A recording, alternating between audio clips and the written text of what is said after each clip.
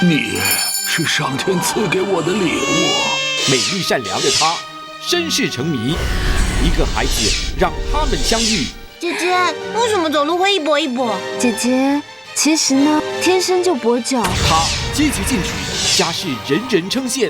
拥有财富，我相信就可以改变世界。这个世界不是用钱就能够改变的。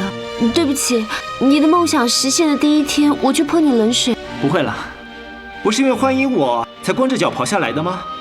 我是想你第一天上班会很失望，觉得你很可怜，才下来帮你签名的。你刚刚一副好像等待了100年的样子呢。不漂亮！我说你没有我们幸运姐姐漂亮。他的意思是说他的保姆长得比我还要漂亮，是吗？这段三角关系将会如何发展？